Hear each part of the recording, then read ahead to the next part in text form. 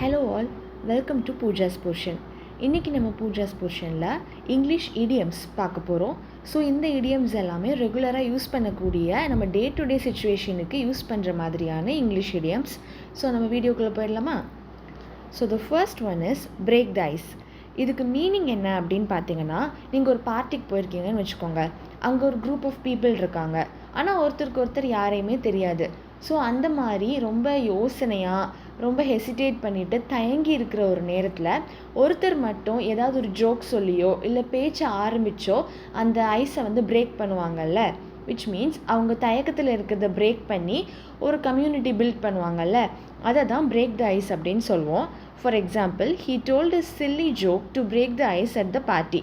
So எல்லாருமே ரொம்ப தயங்கி பேசாமல் இருக்கிற நேரத்தில் ஒருத்தர் மட்டும் அந்த கான்வர்சேஷனை வந்து ஆரம்பிக்கிறதுக்கு பேர் தான் பிரேக் த ஐஸ் அப்படின்னு சொல்லுவாங்க. So the next one is a blessing in disguise. So blessing அப்படின்னாலே நமக்கு நல்லா தெரியும், அது ஒரு ஆசீர்வாதம் அப்படின்னு சொல்லுவோம். ஸோ டிஸ்கைஸ் அப்படின்னா அது மறைஞ்சு இருக்கிறது, ஆர் விச் மீன்ஸ் எப்படி சொல்லலாம் அப்படின்னா அது வந்து ஒரு மாறு வேடத்தில் இருக்கிறது அப்படின்னு நம்ம சொல்லலாம். ஸோ இதுக்கு எக்ஸாம்பிள் என்ன அப்படின்னு பார்த்தீங்கன்னா, இப்போ நீங்கள் ஒரு வேலைக்கு போயிட்டுருக்கீங்க, திடீர்னு அந்த வேலை உங்களை விட்டு போயிடுச்சு அப்படின்னா, அந்த வேலைக்கு விட்டு போனதுனால நீங்கள் அதை வந்து ஒரு பேடான ஒரு விஷயமா எடுத்திருப்பீங்க, அப்படி தானே? ஆனால் இதுவே உங்களுக்கு கொஞ்ச நாளில் அதை விட ஒரு பெரிய வேலை கிடைக்குது அப்படின்னா அந்த முந்தின வேலை போனதை ஒரு பிளெஸ்ஸிங்காக நீங்கள் எடுப்பீங்க.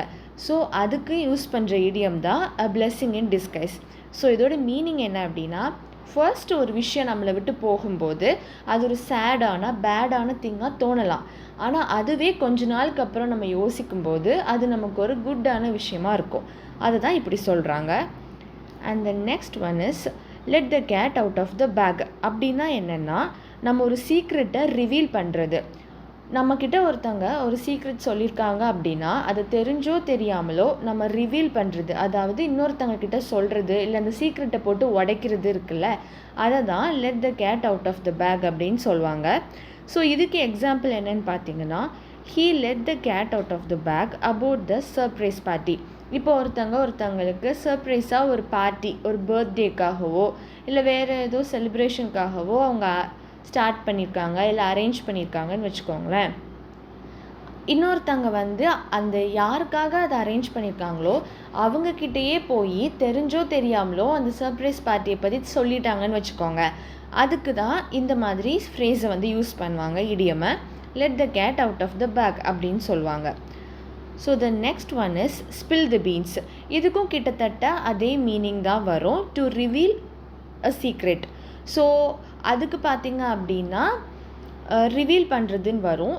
ஸ்பில் த பீன்ஸ் அப்படிங்கும்போது தெரியாமல் ஒருத்தங்க கிட்ட நம்ம சொல்லிடுறதுக்கும் நம்ம ஸ்பில் த பீன்ஸ் அப்படின்னு சொல்லுவோம். ஸோ இதுக்கு பார்த்தீங்கன்னா she spill the beans about the surprise party before it even started. So இதுக்கு தான் ஸ்பில் த பீன்ஸ் அப்படின்னு யூஸ் பண்ணுவோம். ஸோ அந்த கேட் இடியம் அண்ட் இது ரெண்டுமே சேம் மீனிங்கை தான் வரும். அடுத்தது பார்த்தீங்கன்னா hit the nail on the head. So இதுக்கு என்ன அர்த்தம் அப்படின்னு பார்த்தீங்கன்னா, to be exactly right.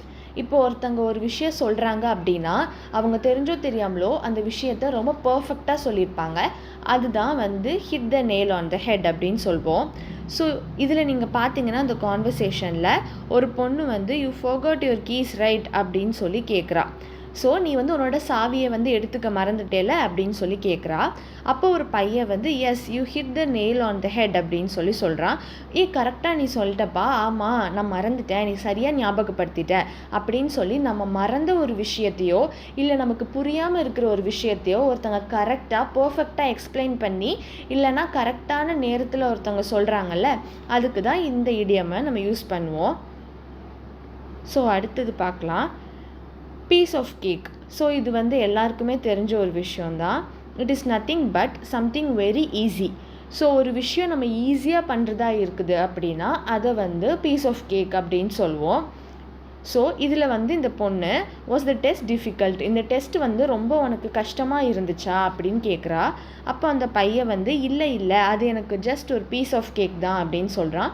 Just ஒரு பீஸ் ஆஃப் கேக் தான் அப்படின்னு சொல்கிறது என்ன அப்படின்னா, எனக்கு அது அவ்வளோ கஷ்டம்லாம் இல்லை, எனக்கு அது ரொம்ப சுலபமான ஈஸியான விஷயந்தான் அப்படின்னு அந்த பையன் சொல்கிறதுக்கு இந்த மாதிரியான இடியமை வந்து நம்ம யூஸ் பண்ணலாம். ஸோ இதோடு இந்த வீடியோ முடிஞ்சிருச்சு. நெக்ஸ்ட் வீடியோவில் பார்க்குற வரைக்கும் பாய். அண்ட் இதே மாதிரி நிறைய இங்கிலீஷ் ரிலேட்டட் அண்ட் லிட்ரேச்சர் ரிலேட்டடான வீடியோஸ் பார்க்கணும் அப்படின்னா என்னோடய சேனலை சப்ஸ்கிரைப் பண்ணிக்கோங்க. Bye, God bless you.